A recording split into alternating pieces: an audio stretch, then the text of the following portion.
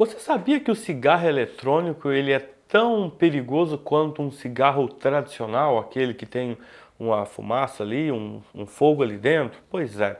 Você sabia que pode causar várias patologias e várias doenças, inclusive câncer de pulmão, pneumotórax, dentre outras doenças? Bom, vou falar hoje sobre o tal do vape ou cigarro eletrônico, né? Algumas pessoas até brincam que é um pendrive, né? Que as pessoas fumam, enfim. Então, vou falar um pouquinho desse cigarro eletrônico, né? Tem se difundido bastante, principalmente no meio dos jovens, né? E, enfim, né?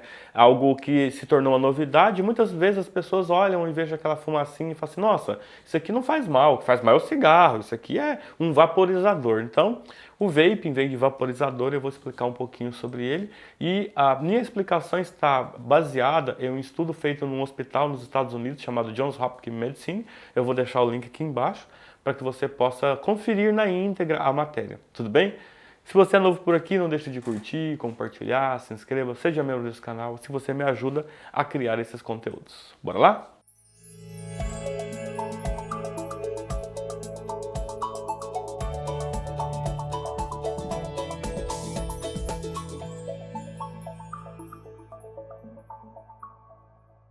Primeiro passo, vamos entender aqui algumas coisas, tá?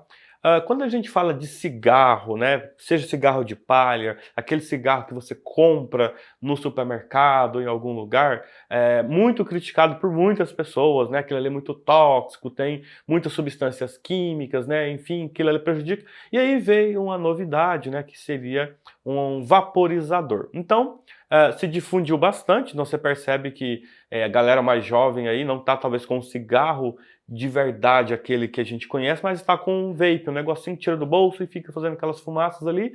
E grande parte dessas pessoas alegam que isso não faz mal, né? O que faz mal é o cigarro, o vape, né? O vaping, sei lá como é que pronuncia, o vaporizador, ele não faz mal. Então vamos entender aqui.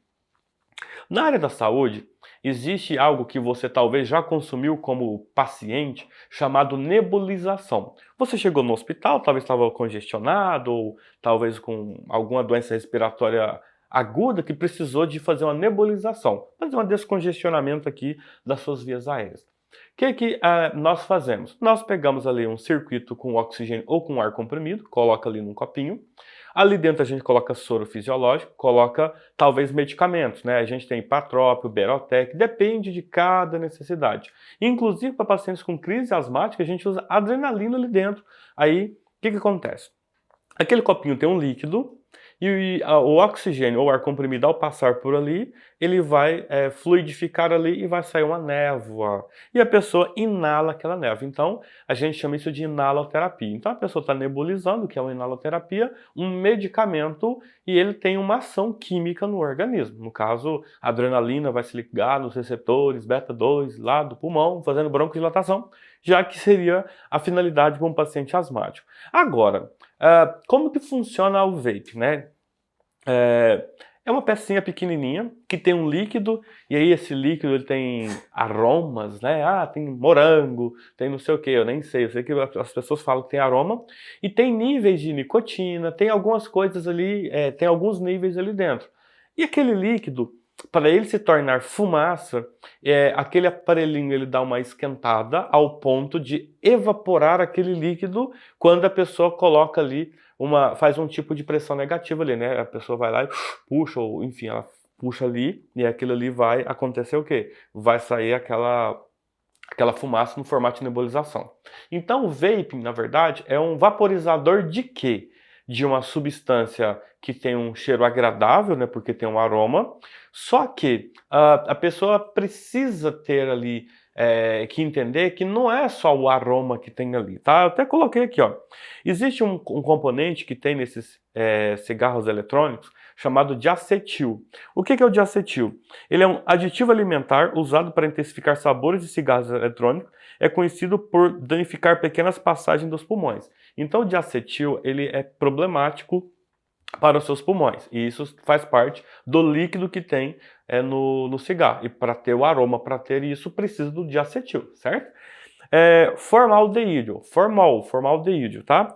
Ó, esse produto químico tóxico pode causar doenças pulmonares e contribuir para doenças cardíacas. Então, para o líquido se manter ali, se conservado ali dentro, a gente coloca o formol, né? Para conservar aquele líquido ali, para ele não se perder, para ele continuar mantendo as suas funções, precisa de um conservante, né? E aí entra o formaldeído, que é prejudicial tanto para a parte respiratória quanto para a parte cardiovascular.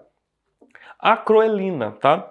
Acroleína, usado com muita frequência como herbicida. Por aí você já viu, usado como herbicida. Então, não só esses, como outras coisas podem ter no cigarro, que no estudo lá em Johns Hopkins, eles perceberam que pacientes que tinham algum mal súbito ou pacientes com câncer que falou assim, eu não fumo, eu uso um vaporizador. Então, eles começaram a associar o vaping, né, começou a fazer estudo, pegou líquido, começou a fazer estudo para ver o que tinha naquele líquido e começou a fazer cruzamento desse líquido com, de fato, com o que ele faz. E aí acabou chegando a entender que ele é tão perigoso quanto o cigarro. A diferença, a gente não tem um cigarro quente com fogo queimando uma substância, mas a gente tem uma substância que é aquecida de forma eletrônica, que fica quente ali e vai ter uma evaporação daquele líquido ali, onde tem aquela fumaça e a pessoa inala. Então, é tão nocivo quanto, então não é menos pior, ou enfim, né, é ruim, tá? É ruim, os dois são ruins. Então não tem ali um benefício em relação ao cigarro. E o que vem trazendo de consequências nesse estudo? Nesse estudo mostrou que alguns pacientes, devido a colocar essa quantidade de vapor dentro dos pulmões, principalmente pessoas emagrecidas e altas, né, pessoas longilíneas, né, sei lá, 1,90, 2,5, pessoas bem longilíneas, bem altas e emagrecidas, essas pessoas tá tendo risco de um pneumotórax que a gente chama de espontâneo. É muito comum para essas pessoas já terem um pneumotórax espontâneo. Porém, essas pessoas, né, com essas características que usam vaping, são pessoas que têm aí um risco acentuado de desenvolver. Então, o estudo acabou pegando pessoas assim. Alguns pacientes com câncer de pulmão, né, que alegou que não fumava cigarro, mas fazia uso de vape, né, e foi por aí que começou a ter o desenrolar de todo esse estudo. Então, são estudos que são interessantes a gente analisar e conscientizar a população sobre o uso de tecnologias que parecem não ser nocivas à saúde, mas que de fato sim são nocivas aí à saúde, tá? Então a gente tem aqui um cenário onde muito introduzido pelos jovens, né, com uma alegação que não faz mal igual cigarro, mas que os estudos já estão mostrando essa questão aqui. Esse foi um dos estudos, e a gente sabe que tem outros estudos, né, tem pessoas que já estão estudando sobre cigarros eletrônicos, sobre essa questão de fazer mal, ser nocivo à saúde, tá? Então, compartilhe esse vídeo com o máximo de pessoas que você conhecer, justamente para que a gente possa ter uma sociedade menos doente de uma coisa que pode ser prevenida. Ou seja, ninguém é obrigado a usar um vape, então você poderia muito bem não ter uma doença pulmonar no futuro ou até mesmo, infelizmente, um câncer de pulmão.